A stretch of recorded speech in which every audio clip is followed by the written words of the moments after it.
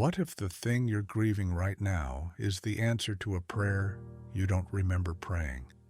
Sit with that for a moment. You prayed for protection. You prayed for wisdom. You prayed for God's will, even when His will felt abstract. And then a door closed, and it felt like loss. It felt like rejection. It felt like proof that something went wrong. But what if it didn't go wrong? What if the closed door was the very protection you prayed for?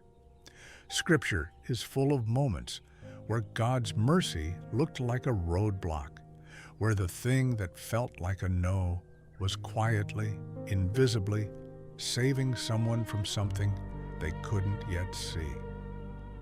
In the next few minutes, we're going to look at 5 specific signs that God closed that door on purpose, and that it was, from the beginning, for your good. The 5th sign is the one most believers never see coming. Stay with me. Sign number 1. The door closed right when you were about to settle for less than God's best. There's a pattern in Scripture that most people miss because it's uncomfortable to admit. God sometimes closes doors not because the thing behind them was evil, but because it was almost good enough. And almost good enough is one of the most dangerous places a person of faith can land. Think about Jacob. He worked 7 years for Rachel, 7 years of labor, of longing, of a promise he held onto in the dark. And on the night he was finally supposed to receive what he'd waited for, the wrong door opened. The man who had built his life on deceiving others was himself deceived in the dark, given Leah in place of the Rachel he had worked for. And for years, theologians have wrestled with that story. But here's what rarely gets said. Jacob had been trying to shortcut his own destiny for most of his life. He grabbed his brother's heel in the womb. He talked his starving brother out of a birthright for a bowl of stew.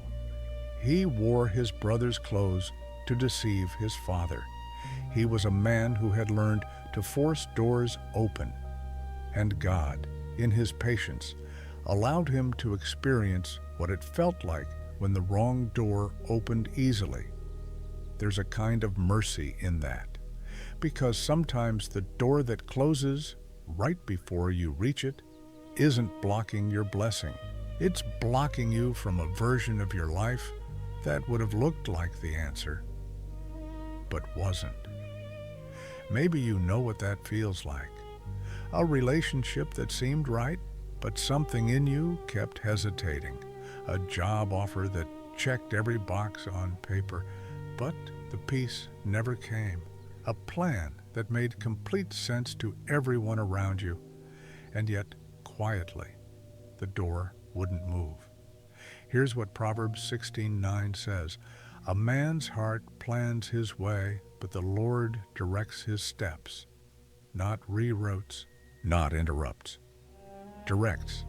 That means even when you can't see the path is still being directed. Even when the door closes without explanation, the direction is still active. God doesn't owe you the blueprint to prove He has one. The first sign that God closed that door on purpose is this.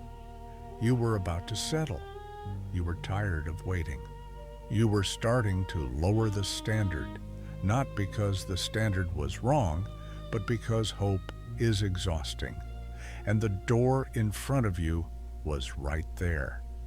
And He closed it, not to punish you, to protect you from a life that would have been just enough to make you stop looking for the one He actually had in mind. Sign number 2. Peace disappeared the moment the door started to open. Most people only pay attention to closed doors, but there's something equally important that happens right before the door closes. And it's the thing most believers confess only in private, if at all. The peace left, not dramatically, not with a sign in the sky, just quietly, the way a candle dims before it goes out. You were moving toward something. It made sense. People around you were excited. And somewhere in the middle of the momentum, something inside you went still in the wrong way. Not the stillness of faith, the stillness of warning. Colossians 3:15 says, "Let the peace of Christ rule in your hearts." The word Paul uses for rule there is the Greek word brabuo. It means to act as an umpire, to arbitrate, to call the play.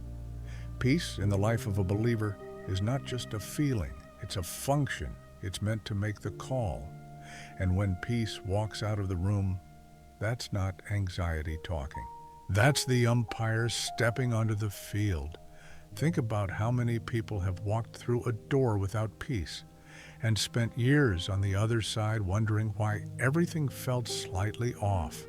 Not broken, not catastrophic, just off, like a note played in the wrong key. Technically correct, but not quite right. You might be thinking of someone right now. Maybe that someone is you. A marriage that started without peace and required years of quiet grief to maintain. A career path chosen because the door was wide open. The salary was good. The timing was right. But the peace was gone before the ink dried on the contract. And nobody talks about those stories out loud because from the outside, it looked like a blessing. Here's what I want you to hear. The absence of peace is not a character flaw. It's not a lack of faith. It's not ingratitude. It's God's umpire making the call. When the door in your life closed and honestly, some part of you felt relief, even through the grief, even through the confusion, that relief was not weakness. That was the peace that had been missing finally returning. And the closed door is what made room for it. Sign number 2 is one of the quietest signs on this list, but it may be the most honest one you'll encounter today. The peace left before the door did. And God, who put that peace inside you in the first place, knew exactly what He was doing when He let both of them go. The next sign is one most believers find hardest to accept because it requires admitting that God sometimes closes doors to protect us from ourselves. Sign number 3. You were praying for God's will, but only if it matched your plan. This one is uncomfortable. And I want to say that with kindness because it's not a condemnation. It's a confession most honest believers have had to make at some point. There's a version of prayer that sounds like surrender but isn't. It sounds like, Lord, open this door if it's your will. But underneath, what's really being said is, Lord, please confirm what I've already decided. And God, who is not fooled by the words we use in prayer, sometimes answers that prayer in the most loving way possible. He closes the door, not because He is unmoved by your longing, not because He doesn't hear the weight behind the request, but because He knows the difference between what you're asking for and what you actually need. And He loves you too much to let the confusion stand. There's a moment in Matthew 26 that stops me every time I read it. Jesus, in the Garden of Gethsemane, hours before the cross, prays 3 times.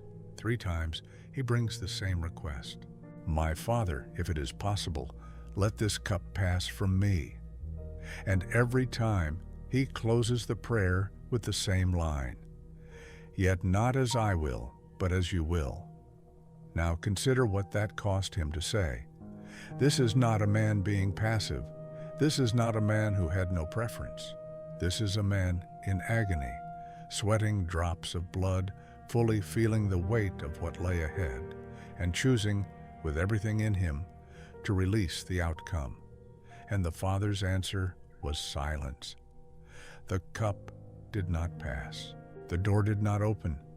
And the entire salvation of humanity walked through what looked, on Friday, like the most devastating closed door in history.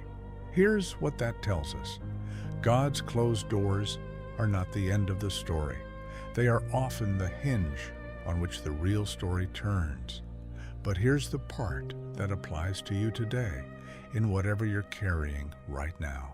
If you've been praying, your will be done, while quietly hoping God's will would be indistinguishable from your own, you're not alone.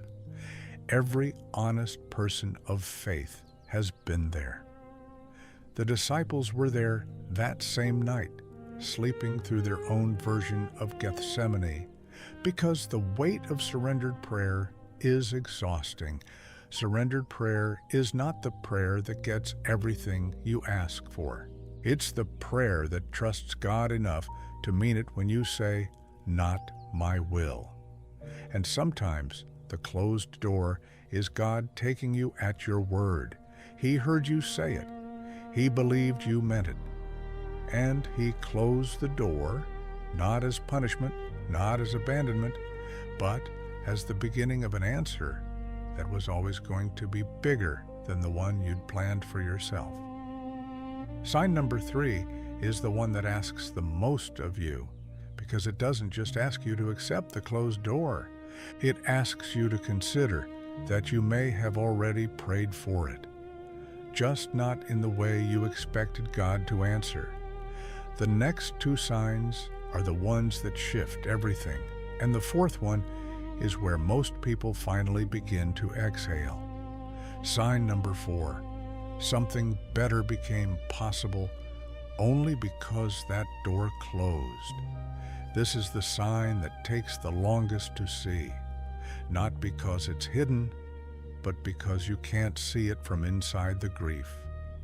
You can only see it from the other side, and getting to the other side requires walking through a season that, while you're in it, gives you no indication that the other side exists at all. But Scripture is relentless on this point. Romans 8:28 is one of the most quoted verses in the Christian life. And we know that in all things God works for the good of those who love Him, who have been called according to His purpose. Most people hear that verse and feel comforted in a general sort of way. But I want you to hear the precision of it today. All things, not the easy things, not the things that made sense at the time, not the open doors and the answered prayers.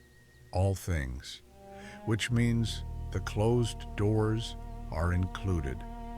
The silence is included. The seasons where nothing moved and nothing opened, and you started to wonder if God had simply moved on without you. All of that is included in the working. Joseph knew this better than almost anyone in Scripture. He was 17 years old when his brothers threw him into a pit.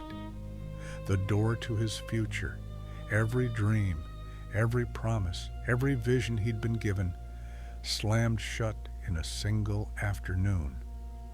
Then it happened again. Sold into slavery, falsely accused, thrown into prison, door after door after door, closing, and the text never records Joseph being given an explanation. No angel appears in the prison cell to say, "Hold on, this is going somewhere." No vision in the dark to reassure him that the pain has a purpose. Just closed doors, one after another, in silence. But here is what the closed doors produced: the patience to lead, the humility to serve, the character to stand in front of the man who had wronged him most and say, "You intended to harm me, but God intended it for good." That sentence could not have been spoken by the 17-year-old boy in the coat of many colors. It could only be spoken by a man who had been formed in the dark, a man who had learned in the silence of closed doors that God's working does not require God's explaining. And here's what I want you to hold on to right now. The door that closed in your life made room for something. You may not be able to see it yet. You may be in the prison cell, in the middle of the silence, with no angel and no vision, and no clear sign that this is going anywhere good. But the same God who worked in Joseph's closed doors is working in yours, not eventually, now, in the waiting, in the grief, in the season that makes no sense from the inside.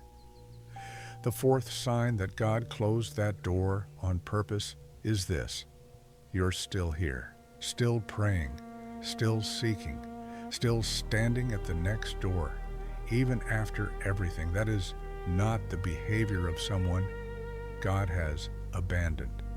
That is the behavior of someone God is still forming. And the fifth sign, the one I promised you at the beginning, is the one that may finally give you permission to stop trying to reopen what God has closed. Sign number 5. The closed door stopped you from becoming someone you weren't meant to be. We talk a lot about what we lose when a door closes. We rarely talk about who we would have become if it hadn't. This is the sign that quietly rewrites the whole story. Because it doesn't just ask what God protected you from on the outside, the wrong relationship, the wrong path, the wrong season. It asks what He protected you from on the inside, the version of you that would have walked through that door and slowly, almost imperceptibly, become someone smaller than who He made you to be. That's a harder thing to grieve, and a harder thing to be grateful for. But it's real. Think about Jonah, not the fish. Most people stop at the fish. Think about what happened before. God called Jonah to Nineveh, and Jonah, rather than obeying, boarded a ship heading in the exact opposite direction. He found an open door and walked through it confidently, purposefully, away from the assignment. And God closed it, not gently. A storm, a ship in chaos, a man thrown overboard, a great fish.